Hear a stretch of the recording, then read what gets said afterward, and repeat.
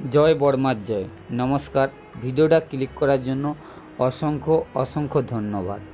আজকে বলবো বর্মা মন্দিরে পুজো দিতে গেলে কিভাবে আসবে, কবে আসবে এবং মন্দির কী বার বন্ধ থাকে, কখন পুজো দেওয়া শুরু হয়, পুজো দিতে গেলে কি কি প্রয়োজন হয় এবং প্রসাদ খাওয়ার কবে কবে ডেট বা সময় থাকে, তা কিছু এই সব ভিডিওর মধ্যে থাকবে।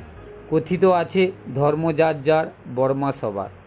এই বর্মাকে দেখার জন্য দূর দূরান্ত থেকে ভক্তগণরা আসে মাকে পুজো দেওয়ার জন্য এবং দর্শন করার জন্য। প্রথমে বলি তোমরা কিভাবে এই মাকে দর্শন করতে আসলে কিভাবে আসবে। আমি মেদিনীপুর থেকে যাত্রাটা শুরু করছি, কারণ আমার বাড়ি মেদিনীপুর থেকে যদি কেউ এসে থাকো তাহলে তোমরা বাস বা ট্রেনে করে হাওড়া প্রথমে আসো।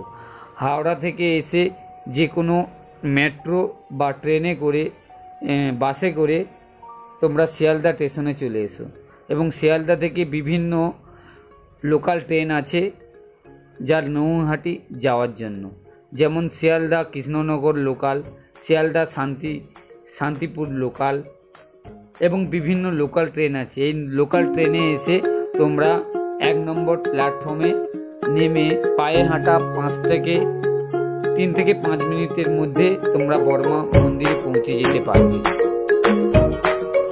বলতে বলতে আমরা নৌহাটি স্টেশনে পৌঁছে গেলাম, তারপরে হাঁটা শুরু করলাম।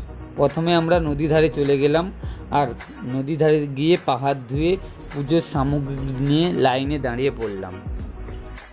পুজোর সামগ্রী বলতে এখানে ডালি সিস্টেমে পাওয়া যায়, যেমন দক্ষিণেশ্বর বিভিন্ন মন্দিরে আছে সেইভাবে। এখানে একটা 51 টাকার ডালি এবং একটা 101 টাকার ডালি পাওয়া যায়। এখানে ধূপ, জবা ফুলের মালা এবং পদ্ম ফুল বিভিন্ন শাড়ির সামগ্রী দিয়ে সাজানো থাকে।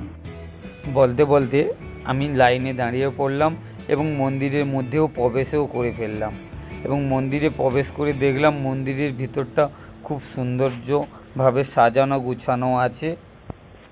মন্দির প্রত্যেক দিন খোলা থাকে। পুজো দেওয়ার সময়সীমা সকাল 8টা থেকে দুপুর 2:30 এবং বিকেল 4টা থেকে রাত্রি 8টা পর্যন্ত, এবং সন্ধ্যা আরতি হয়ে থাকে 6টা 30 মিনিটে।